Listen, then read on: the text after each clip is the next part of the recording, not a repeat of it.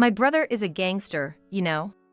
A punk picking a fight threatens my husband by hinting at the existence of his gangster brother. Yet, my husband retorts with a calm demeanor. Angered by this, the punk douses my husband with whiskey. So much for our restaurant date. I stayed quiet because I didn't want to get involved, but I can't overlook my husband being ridiculed like this. The punk will end up regretting his actions, and not even crying and apologizing will be enough to be forgiven. My name is Sarah. This year, I married Roy, whom I've been dating for 3 years, and we've been enjoying a blissful newlywed life. Roy is my pride and joy. With his well-defined features, a height of 6 feet 2 inches, long limbs, he's what you'd call a head-turner. But Roy's appeal isn't just skin-deep.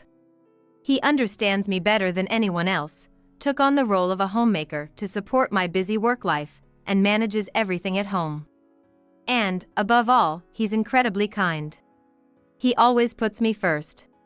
Roy truly is my pride and joy, and I believe there's no better husband out there. Roy says the same about me. There's no better wife out there.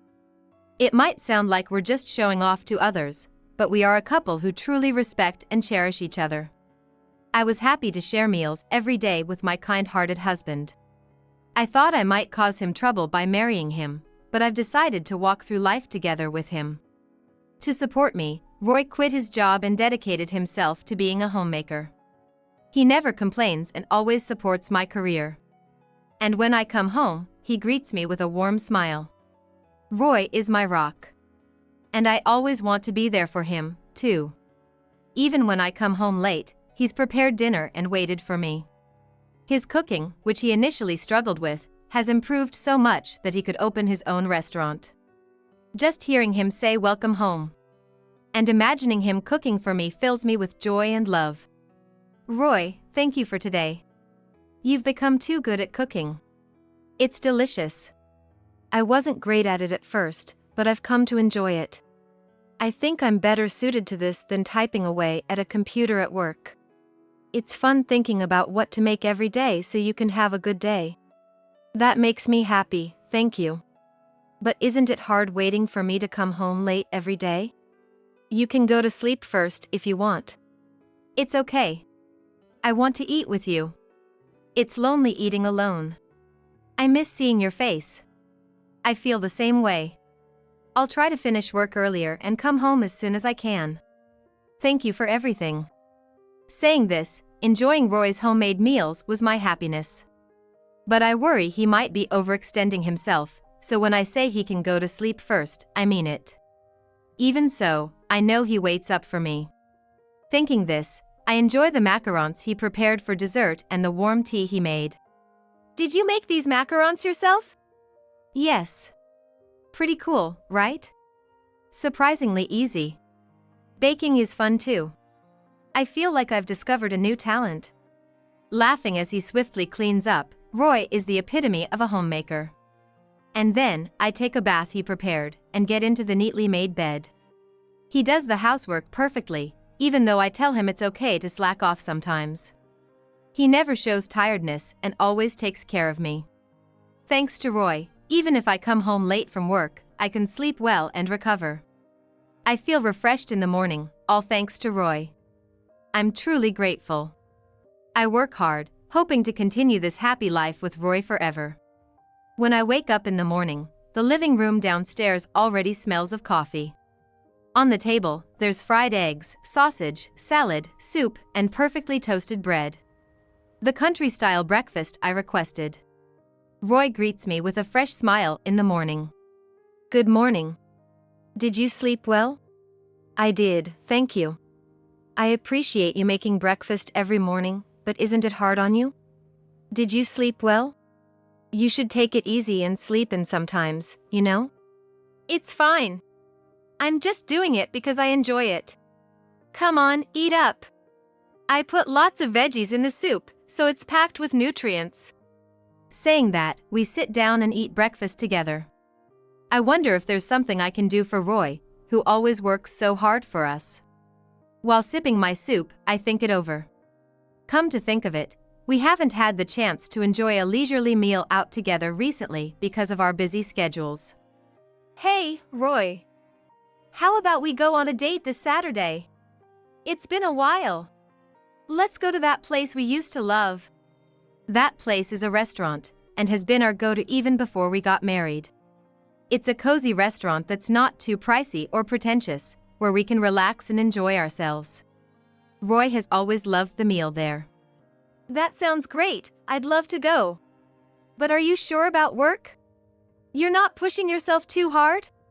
I want to go out with you too. Work's fine, I can make adjustments. Hearing that, Roy's face lit up with a childlike smile, making me look forward to Saturday even more.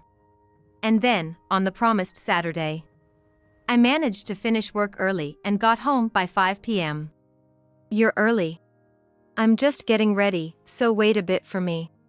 I was so excited, I powered through my work this morning. Our reservation isn't until 7 p.m., so take your time getting ready. I relax in the living room, waiting for Roy to finish preparing. It's been a while since I've done my hair. Kinda nervous. It really has been a long time since we've gone out together. I'm sorry for always being so busy. Today, you can eat as much as you like. Really? Awesome! I've already decided what I'm gonna order. Can't wait! Despite his playful words, Roy, dressed in his stylish outfit for going out and with his hair perfectly done, looked so handsome and mature it even made me, his wife, swoon a little. Sorry to keep you waiting. Shall we go?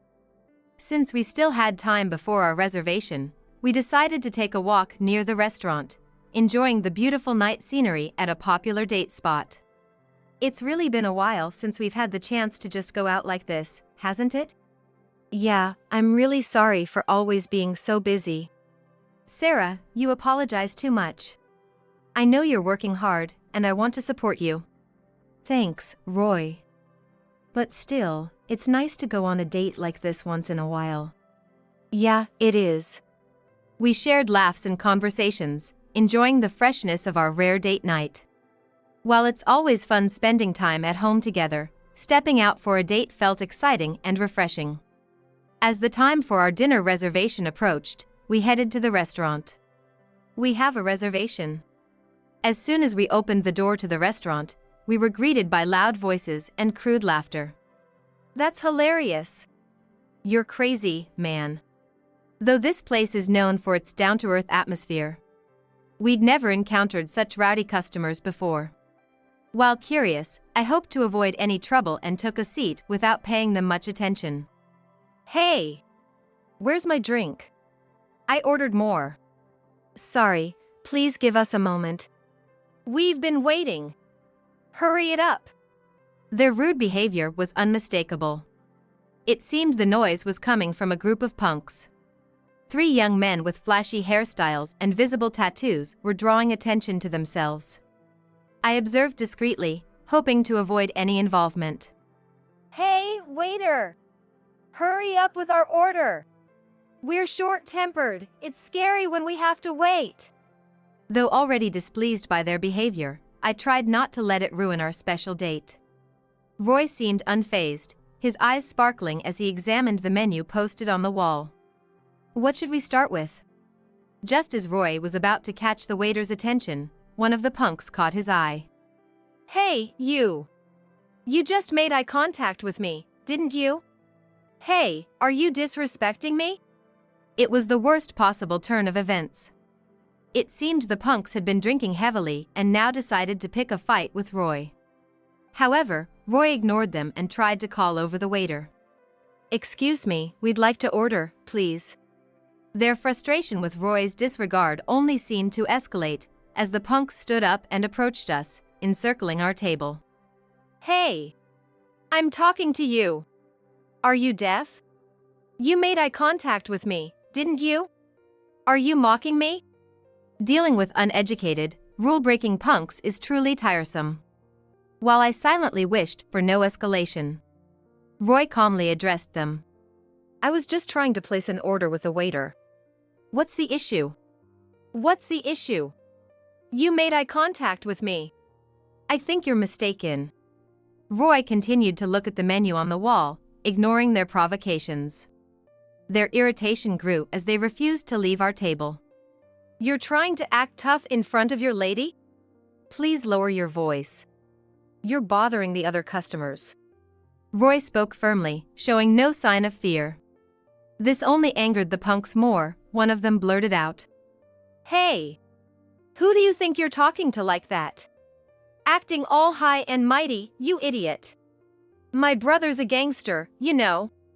Saying my brother's a gangster means I'm invincible. Mess with me, and you might just end up at the bottom of the ocean."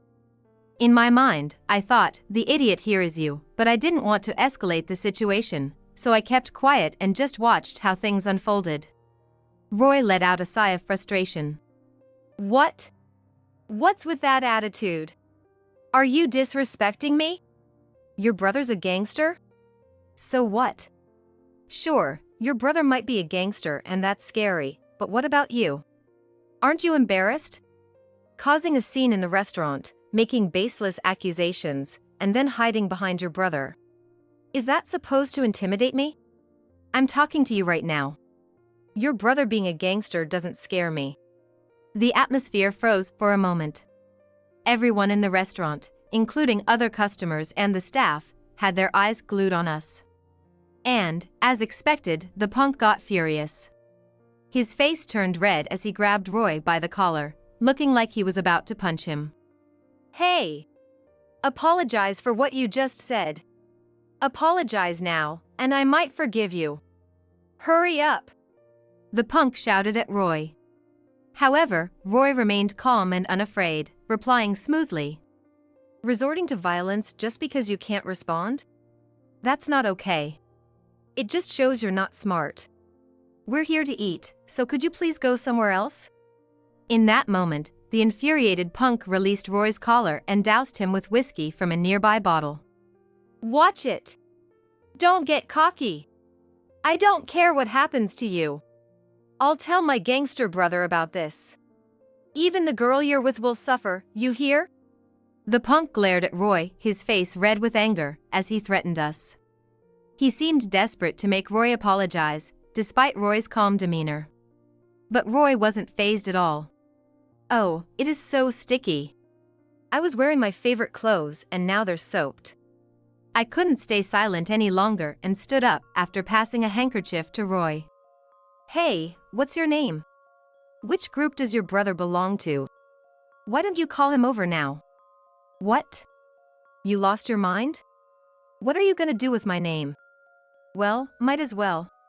My brother is a well-known gangster around here. You'd be scared if you knew his name. He's Bob. You know him, right? I've never heard of him. Well, go ahead, call your brother. What? Are you stupid? Call your gangster brother now.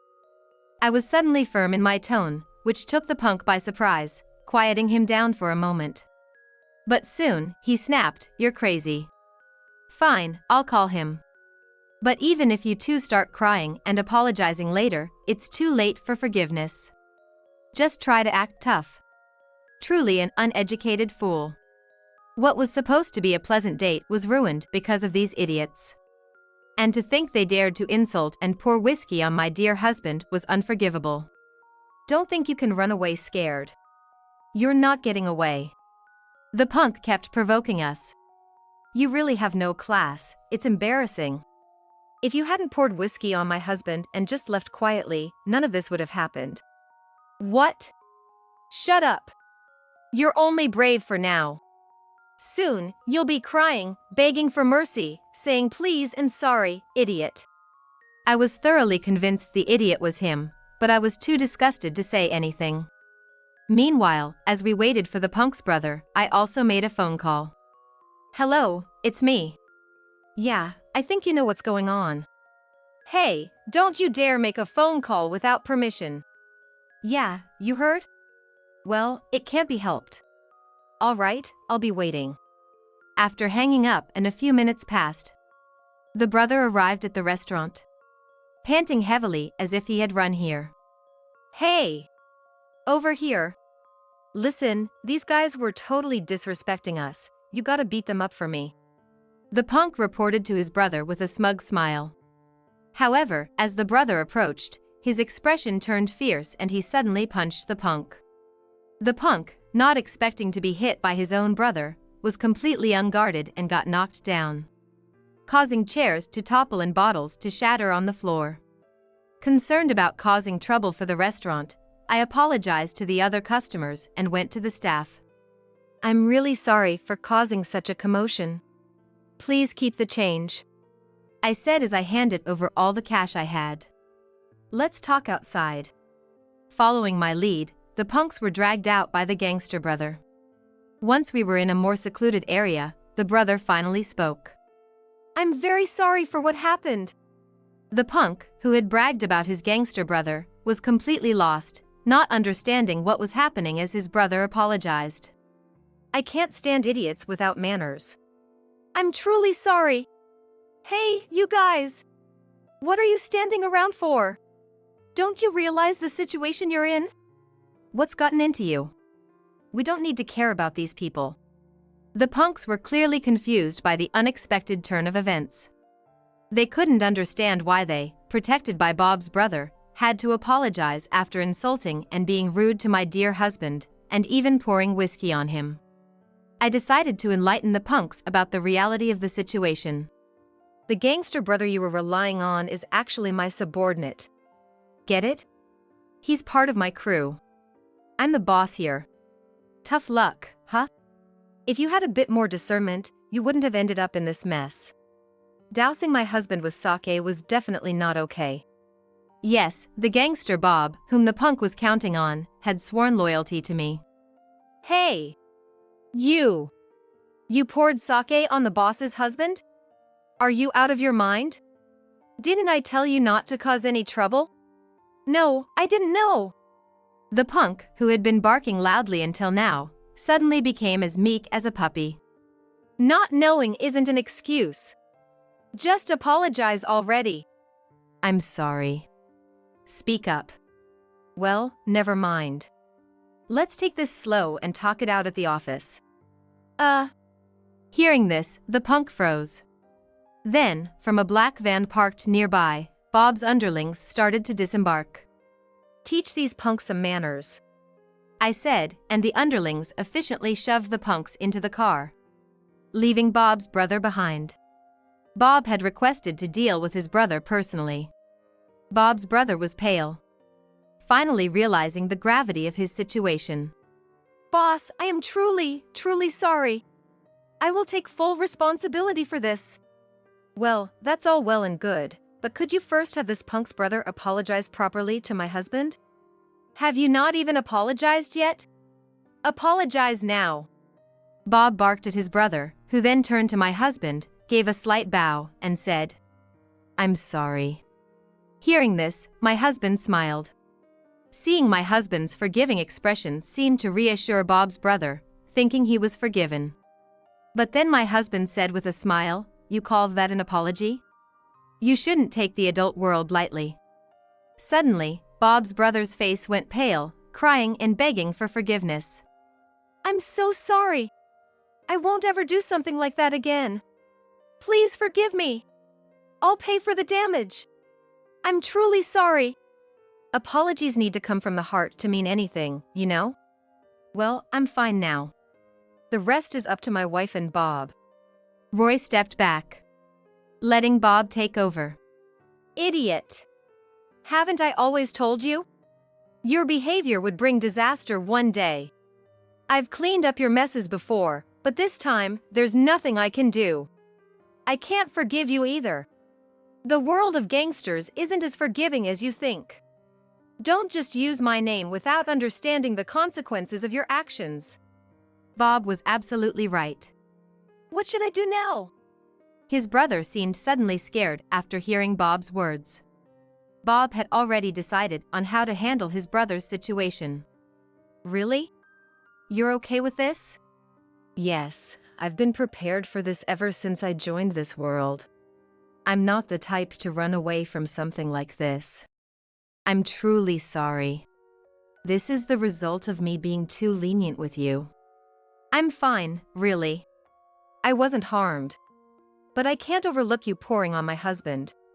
Bob then dragged his brother into the car and drove off. The world of gangsterism is harsh, huh? Bob, despite everything, really cared for his brother. Makes me feel a bit guilty too. Our world is all about loyalty and strict discipline. Well, it was Bob's decision, so let's just watch over them. It's strange, events like these remind me of the past. My parents were heads of a gangster family. A legacy that goes back generations. Being the only daughter of such a family, I grew up isolated. Rumors spread quickly at school and in college. Just one person knowing about me was enough to spread gossip. I considered joining a regular company after graduation, but knew it would be difficult if my background was investigated. I struggled with my future. Feeling the pressure to continue my family's legacy, but also desiring a normal life. Eventually, I chose to live as a gangster. A world that valued loyalty and human bonds. Which suited my personality despite the loneliness. People around me were always cautious, and I couldn't find friends whom I could truly trust. Despite being surrounded by many gangster associates, there was no one who really understood me. I felt profoundly lonely. Roy, my husband, changed that. We met when I was a fresh face in the world. And he stood up to punks despite being outnumbered. Since that time, Roy seemed to have a strong sense of justice, defending someone from punks, which apparently made him a target himself. I helped him. At that time, Roy didn't seem to think I was involved with the gangster. After all, it's not every day that an ordinary woman chases away 5 punks. Thank you so much. You really saved me. You're very strong. What a cool woman. Despite not knowing my background, he thanked me. Are you hungry? If it's okay, I'd like to treat you to a meal. He even invited me for a meal as thanks. Our relationship grew from there. And though I feared telling him about my background, fearing it would end our relationship, his understanding and acceptance only deepened our bond. But I was scared. There had been many people who suddenly changed their attitude or drifted away once they found out I was associated with the gangster. I feared that revealing my true identity would end our relationship. Despite these fears, I continued to date Roy. However, one day, while we were together, a greeting from one of my underlings inadvertently revealed my identity. Boss? My parents were gangster leaders, and I've always lived in that shadow, afraid of being rejected for it. I had a hunch about it pretty early on. You sometimes looked troubled, and I thought it must be hard for you, having to keep something from me. I'm sorry for putting you through that. Having lost my parents when I was young, I'm quite sensitive to feelings of loneliness and isolation. I couldn't ignore it, I could see those same feelings in you. Roy. Meeting Roy made me feel understood for the first time, and that was a joy. Yet, being part of the gangster is different from ordinary life. And the thought of potentially causing him trouble someday made me a bit afraid. Roy, you're truly amazing and kind. But being with me might bring you inconvenience, so maybe. I found myself at a loss for words. Are you suggesting we should break up? I don't want that.